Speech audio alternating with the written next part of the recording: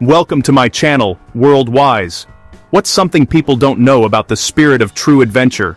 Human history is filled with epic tales of exploration. We are a species driven by curiosity. We want to see what is over the next hill. We want to know what lies across the vast ocean. Think of the great names who answered this call. People like Dave Kunst, who in the 1970s became the first person verified to have walked around the world. He set a benchmark. He showed us that the globe could be conquered on foot. His journey was incredible, a testament to human endurance. He faced bandits, loneliness, and the simple, grinding pain of walking day after day, year after year. It was a monumental achievement that inspired a generation. But the world is a big place. There are always new challenges, new routes to forge. Someone will always look at a map and ask, what if? What if the journey was even longer? What if the path was more difficult? That is the spirit of adventure. It is about pushing the boundaries not just of the map, but of human potential. It is about finding the absolute limit and then taking one more step. This is where the story of Karl Bushby begins. He didn't just want to walk around the world, he wanted to walk the longest possible continuous path on Earth, a journey so ambitious it seemed impossible from the start. Karl Bushby's dream was not just a walk. It was a pilgrimage of human spirit. He envisioned a route that would connect two continents in the most direct, yet most challenging way possible. This wasn't about finding the easiest roads or the most convenient borders. It was about creating a single, unbroken footprint that would stretch from the southernmost tip of South America all the way back to his home in the United Kingdom. This challenge, known as the Goliath Expedition, would be more than just a physical test. It would be a battle against politics, nature, and the deepest parts of his own mind. It's the kind of mission that defines a life. When you compare Karl's journey to others, you see the sheer scale of his ambition. Dave Kunst's walk was about 23,270 kilometers.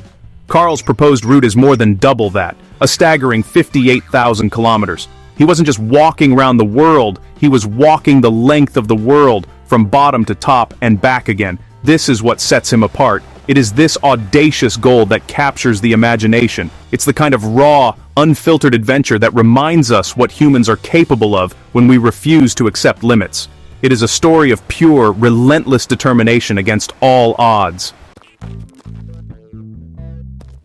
Every great journey begins with a single step. For Karl Bushby, a former British paratrooper, that step was taken in Punta Arenas, Chile, way back in 1998. He stood at the bottom of the world with just $500 in his pocket and a massive dream in his heart. Many people would have called him crazy. The odds were stacked against him. He had very little money, no major sponsors, and a route that would cross some of the most dangerous places on the planet. But Karl had something more valuable than money. He had military training, unbreakable resolve, and a clear set of rules that would define his entire expedition. These rules were simple but incredibly strict. Rule number 1, he could not use any form of transport to move forward along his route. No cars, no buses, no boats to skip a section. Every single inch of the journey had to be covered on his own 2 feet. If he had to leave the route for any reason, like a visa issue or to go home, he had to return to the exact spot where he left off. This commitment to an unbroken path is what makes his journey so pure. It is about the integrity of the challenge, no shortcuts, ever. It's a powerful code to live by. Rule number 2 was just as important. He had to complete the journey without being arrested or deported from any country. This rule would prove to be one of his biggest challenges, testing his diplomacy as much as his physical strength.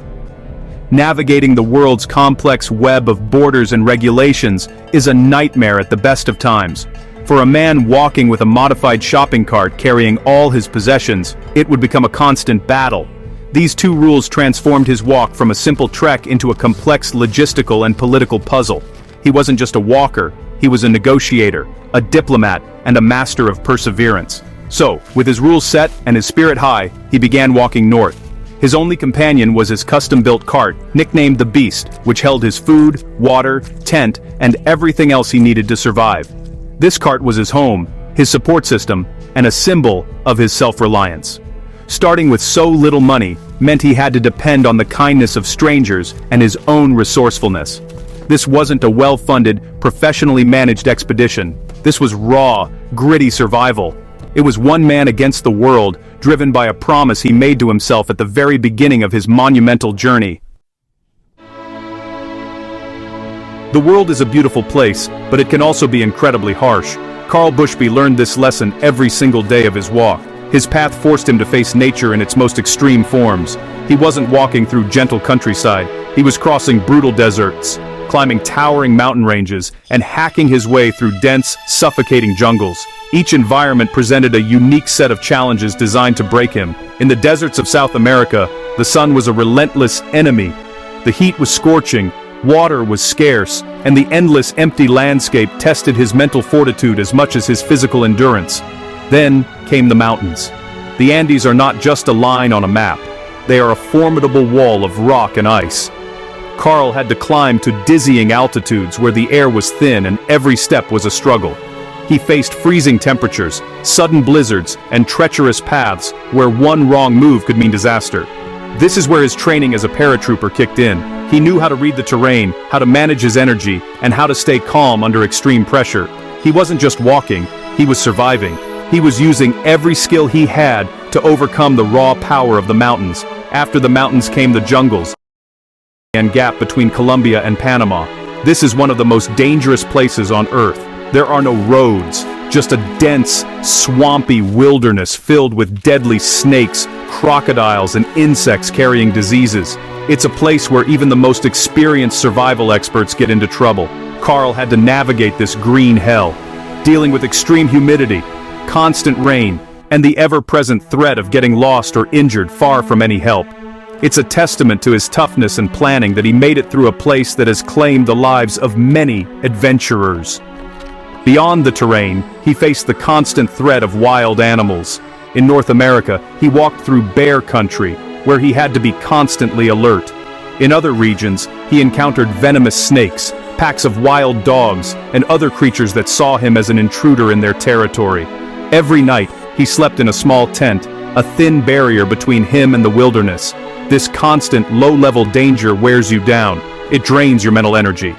But Karl kept going, adapting to each new threat and respecting the wildness of the places he passed through, proving his resilience time and time again. Some parts of Karl's journey stand out as truly monumental feats of human endurance. The Darien Gap was one such place. This lawless 100-kilometer stretch of jungle is a notorious barrier for anyone trying to travel overland between South and Central America. For Karl, there was no option to go around it. His rules demanded he go through it. This meant weeks of hacking through thick vegetation, wading through crocodile-infested rivers, and navigating a maze of swamps. He was guided by locals who knew the hidden paths, but the danger was constant. It was a primal test of survival, a true man versus wild scenario. Another epic challenge was crossing the Atacama Desert in Chile, one of the driest places on Earth. Here, the problem wasn't jungle, but the complete lack of life. For days, he walked through a landscape that looked like the surface of Mars. Water was the most precious resource, and he had to carry enough to survive between the few and far between sources. The psychological challenge of walking through such an empty, silent world is immense. The isolation can be crushing.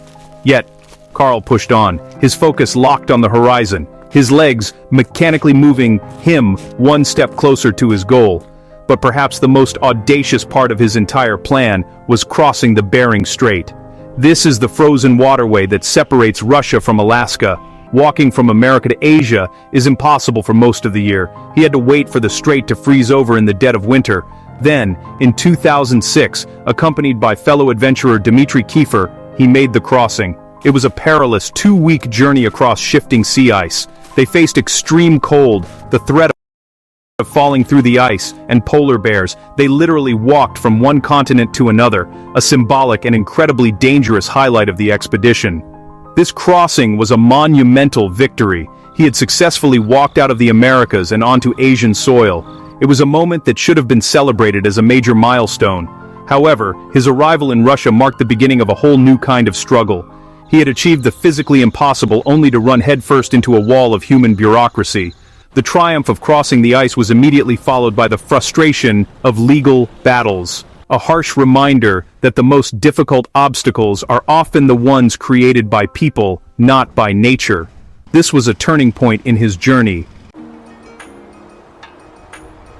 After the incredible feat of crossing the Bering Strait, Karl Bushby's journey slammed into a man-made obstacle: Russian bureaucracy. As soon as he and Dmitry Kiefer set foot on Russian soil in Chukotka, they were arrested by Russian border troops. They were detained for not entering the country at an official port of entry. It didn't matter that they had just walked across a frozen ocean. The rules were the rules. This arrest marked the beginning of a years-long battle with visa restrictions and government red tape that would threaten to end his entire expedition for good. He was eventually deported from Russia but was granted a visa to return and continue his walk. However, this became a painful cycle. He would walk for a few months, his 90-day visa would expire, and he would be forced to leave the country. He would then have to spend months, sometimes years, fighting to get another visa to return. Each time, he had to fly back to the exact GPS coordinates where he was forced to stop. This stop-start progress was mentally exhausting. The physical challenge of walking was replaced by the psychological torture of waiting and uncertainty. His momentum was shattered. The Russian visa saga lasted for years. For 5 long years he was banned from re-entering the country at all. It seemed like his dream was over. The Goliath expedition was stuck in limbo, frozen in place by a government decree. Any lesser person would have given up. The sheer frustration would have been too much to bear. But Karl's resolve is made of stronger stuff. He used this time to return home, share his story, and work tirelessly behind the scenes with diplomats and supporters to get his ban overturned. He refused to let a piece of paper defeat a dream that had carried him across continents. Finally, after a long and difficult campaign, his ban was lifted. He was able to return to Russia and continue his walk. But the problems didn't end there. His route would take him through more politically sensitive regions. He had to navigate complex visa requirements for countries across Central Asia. Each border crossing was a new test of his patience and preparation. This part of his journey highlights a crucial survival skill for any global adventure or diplomacy. Karl had to become an expert at negotiating with officials, proving that his mission was one of peace and human connection, not a threat. At the very core of Karl Bushby's expedition is his unwavering commitment to his primary rule: never skip a single step of the route. This principle is what gives his journey its incredible power and integrity. When he was arrested in Russia and deported, he didn't just fly to the next country and keep walking. He fought for years to get permission to return to the exact remote spot in the Russian tundra where he was forced to stop. This dedication is almost superhuman. It shows that for him, the journey is not about the destination, but about the purity and honesty of the process itself. Think about the mental discipline this requires. Imagine walking for months, making slow but steady progress, only to be sent back thousands of miles. The temptation to just give up, or to cheat a little, must have been enormous. But Karl never wavered. His logbooks and GPS data are a meticulous record of an unbroken path. This rule turned his walk into something more than just a physical challenge. It became a moral one. It was a promise he made to himself and to everyone following his journey. Every time he returned to his last footstep, he was reaffirming that promise. This rule also created immense logistical nightmares. During his multi-year ban from Russia, his gear, including the beast, remained in a small village in Siberia. He had to trust that it would be safe until he could return. When he was finally allowed back, he had to arrange transportation to get himself back to that precise, remote location to resume his walk. This process cost him time, money, and emotional energy. It's a level of commitment that is hard for most of us to even comprehend. It's what separates a simple walk from a legendary expedition. This dedication has inspired people all over the world. People who followed his story saw that he wasn't taking any shortcuts. This authenticity drew support. Strangers would offer him a place to stay, a hot meal, or just words of encouragement. They were moved by his integrity. They knew they were meeting a man who was doing something the hard way, the right way. His refusal to compromise, even when it would have been so much easier, is the central theme of his adventure. It's a powerful lesson that the way you achieve a goal is just as important as the goal itself. A journey of this magnitude is not just physically demanding, it is profoundly lonely. For vast stretches of his walk, Karl Bushby was completely alone. He spent weeks and months with only his own thoughts for company. He walked through desolate landscapes where he might not see another human being for days. This kind of solitude can be a heavy burden. The silence can be deafening. It takes incredible mental strength to endure that level of isolation without letting despair creep in. He had to be his own motivator, his own best friend, and his own commander. There were moments of extreme danger that he had to face alone. Imagine being in the middle of a remote wilderness when you get sick or injured. There is no one to call for help. You have to rely entirely on your own skills and resourcefulness to survive. Karl faced illnesses, injuries, and close calls with nature, all while being far from any support system.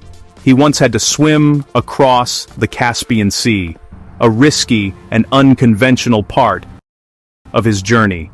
It's in these moments, when you are pushed to the absolute edge, that you discover what you are truly made of. Despite the loneliness, Karl's journey was also defined by moments of incredible human connection. The kindness of strangers became his lifeline. All over the world, people from different cultures and backgrounds opened their homes and hearts to him. They gave him food, water, and shelter. They shared stories with him and listened to his.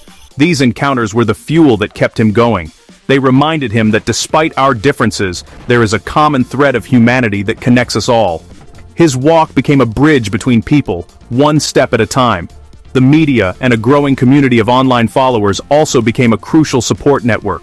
As his story spread, people began to track his progress, sending messages of encouragement. Knowing that thousands of people were watching and cheering him on gave him a sense of purpose beyond his personal goal.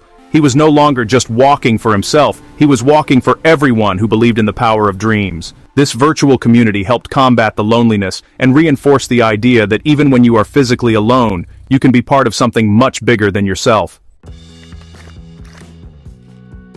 As of today, November 19, 2025, Karl Bushby is on the final leg of his epic journey. After more than 2 decades, he has walked across South America, North America, and the vast expanse of Asia. He has navigated the complexities of the Middle East and is now making his way across Europe. The end is finally in sight. His hometown of Hull, England is no longer a distant dream but a destination that is getting closer with every step. He is walking through countries that are more familiar, but the challenge is far from over. The final miles are often the hardest, both physically and mentally. The last major obstacle that lies in his path is the English Channel. Just as he walked across the frozen Bering Strait, his plan is to cross this final body of water in a unique way to keep with the spirit of his unbroken journey. The dream is to be the first person to walk through the Channel Tunnel, the service tunnel that runs between France and the UK. This presents a final, massive bureaucratic hurdle. Gaining permission to walk through one of the world's most secure transport tunnels will be a test of his diplomacy and the power of his story.